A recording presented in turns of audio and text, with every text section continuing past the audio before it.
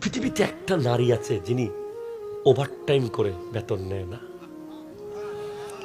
যিনি 24 ঘন্টা চাকরি করে বেতন নেয় না, যিনি চাকরি করার সময় প্রতি সেকেন্ডে সেকেন্ডে বকা খায়, বেতন নেয় না, যিনি ঘুমানোর সময়ও উঠে যেতে হয় আধা পথে, প্রতিবাদ করে না, খাওয়ার সময় নিজে না খেয়ে পরিবারকে খাওয়াতে হয়, প্রতিবাদ করে না, বেশিরভাগ সময়ে পোড়া ভাতগুলো খায়, বেশিরভাগ সময়ে বেঁচে যাওয়া হাড্ডি হুড্ডি তরকারির এই সেইগুলো খেয়ে জীবন কাটায়। কোনোদিন মন খুলে বলে নাই, বাবারে আমার একটা শাড়ি কিনে দিবি, বাবারে আমার এক জোড়া জুতা কিনে দে।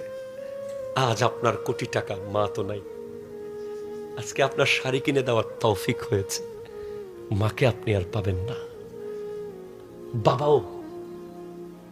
বাবা তো প্রতিদিন চাকরি ছেড়ে দিতে চায়, বসের গালি খেয়ে, বসের বকা খেয়ে কত রকমের কথা শুনতে হয় অফিসে, কত রকমের কথা শুনতে হয় কাজের জায়গায়।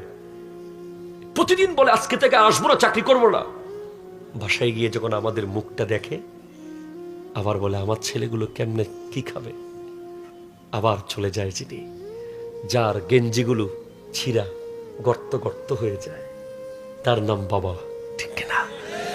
আমি তো বলি পৃথিবীর সমস্ত মুচি যারা জুতা সেলাই করে ওদের সবার ব্যবসা বন্ধ হয়ে যেত যদি পৃথিবীতে বাবা না থাকতো।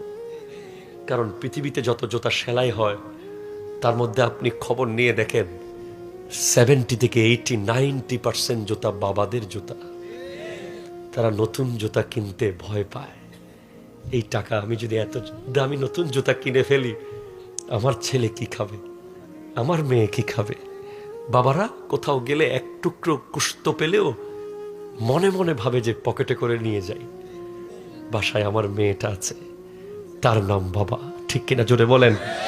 আর এমন বাবা যারা প্রবাসে থাকে তাদের সন্তানরা যখন এখানে মোটর সাইকেল নিয়ে রমরমা করে, বন্ধু বান্ধব নিয়ে মজায় সময় কাটায়, লেখাপড়া না করে যখন বাবার সামনে দাঁড়ায় ওই বাবা জীবিত মরে যায়, জীবিত মরে যায়, ঠিক কিনা কথা জোরে বলেন।